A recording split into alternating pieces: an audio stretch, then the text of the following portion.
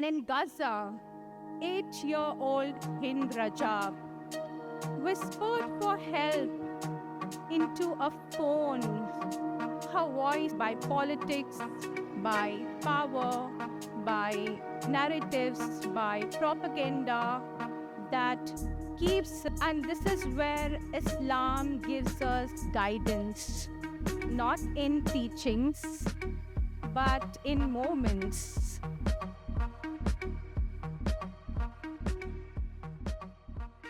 Harmony grows when dialogue begins. And to start off today's function formally, I will now call upon our next speaker.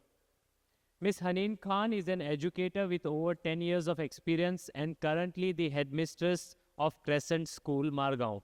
She holds a degree in biotechnology, education, and a master's in English. She has played a key role in strengthening the school's academic and administrative system. She is also actively involved in community service and social initiatives. I invite Haneen Khan to share her thoughts. Assalamu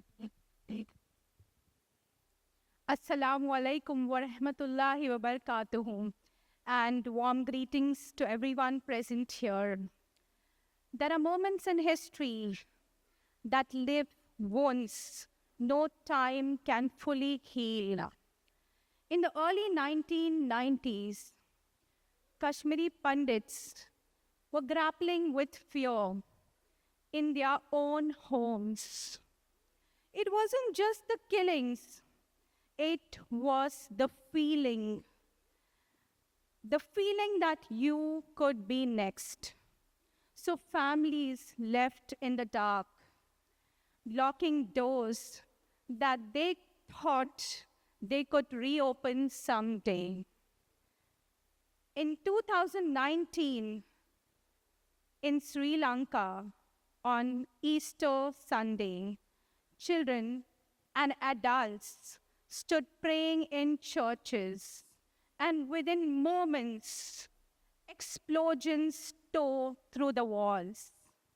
The walls that once echoed prayers now echoed with screams. Over 250 people lost their lives, not in war, but in worship.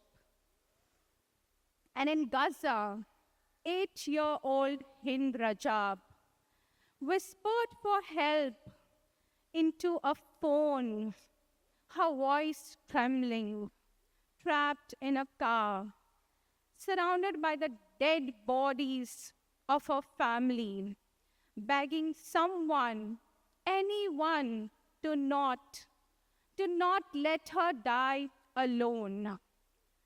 Different faiths, different lands, but the same reality. People suffering because they belong to some faith or because of what they are.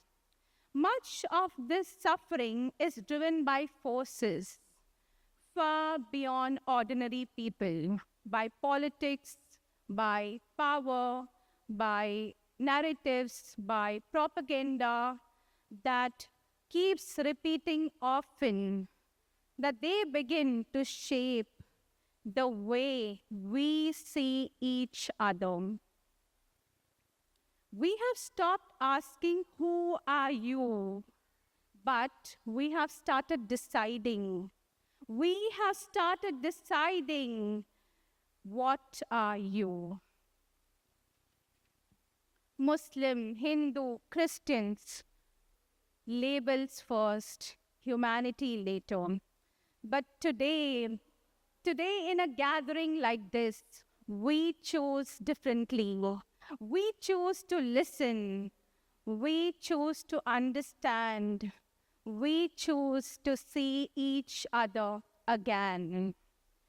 I would like to sincerely thank the Al-Aman Society and the Al-Falah Educational Society for creating a space where humanity is placed beyond division. And it is an honor to speak today on a beautiful theme, celebrating diversity and embracing harmony in the light of Islamic teachings. So perhaps the question is not why are all these inhuman acts happening in our world today? The real question is, in a world like this, how can we make it better for each other to live?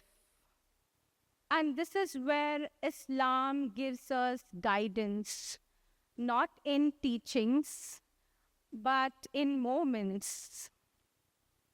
In Sahih al-Bukhari, Hadith 1312, it is related that when a funeral was passing by, the Prophet, peace be upon him, stood up in respect. Someone said, "O Prophet, that was the funeral of a Jew."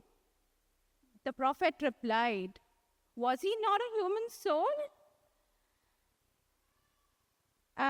Just imagine that moment. No religion, no division, no labels, only humanity. And there is another narration often mentioned. There was a woman who used to throw garbage on the Prophet every day, and he used to just pass by without reacting. One particular day, she did not throw any garbage on him. The Prophet, instead of being relieved, was worried. He went to her home and he checked upon her. He found her to be ill and he took care of her. Because even someone who ill-treated him was still deserving of care. Historical narrations tell us that when a Christian delegation from Najran had visited Medina, they were hosted in the Prophet's mosque.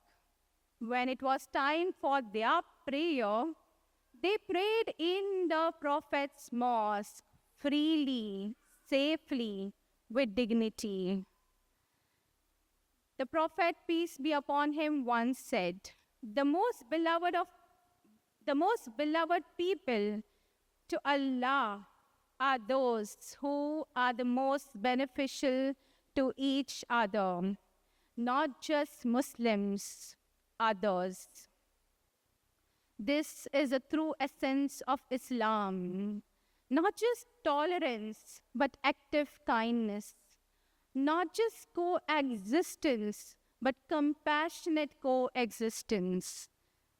So today, if a Hindu feels unsafe, if a Christian feels targeted, if a Muslim feels misunderstood, then what is the solution?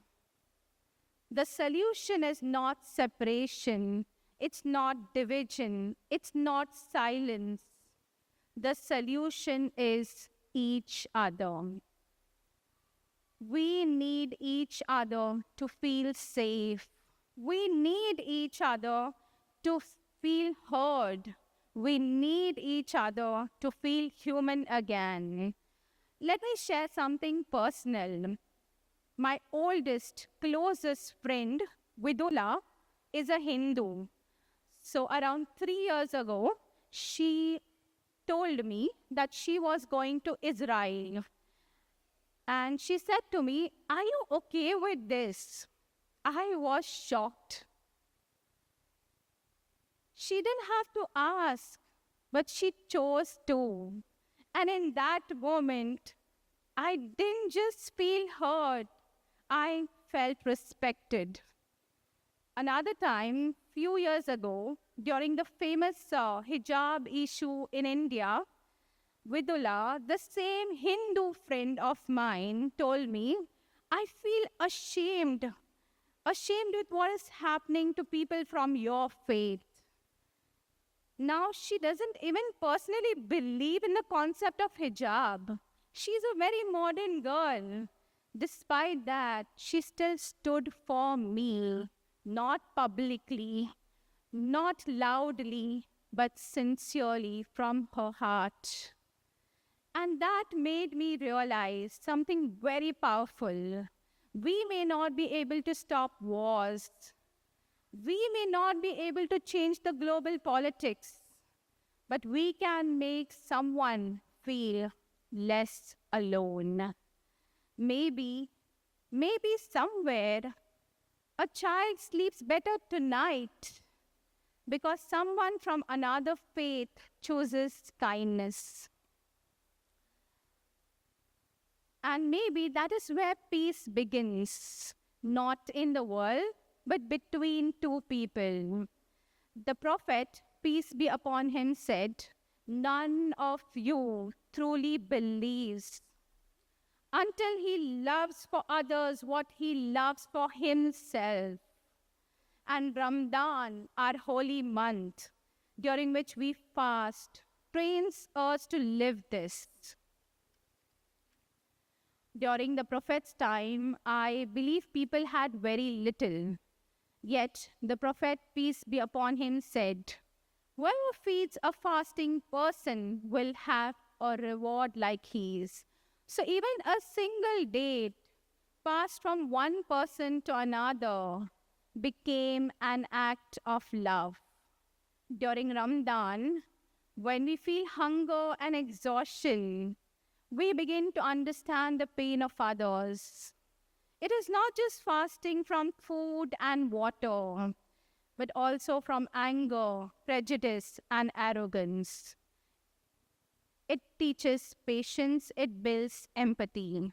And when we stand shoulder to shoulder in prayer, we are reminded that status disappears and humanity remains. And when our festival of Eid comes, before people step out for Eid prayer, Allah, God, the Almighty, made something essential to give so that even the poorest would not have to ask on the day of joy. And that is what Eid becomes. It is not just celebration, it is a reminder that joy is to be shared. That differences are meant to be respected, that humanity is meant to be protected, and that Eid is a celebration of humanity, just like Diwali, Christmas, and all other festivals. So today, let's reflect. Will I let narratives define how I see others?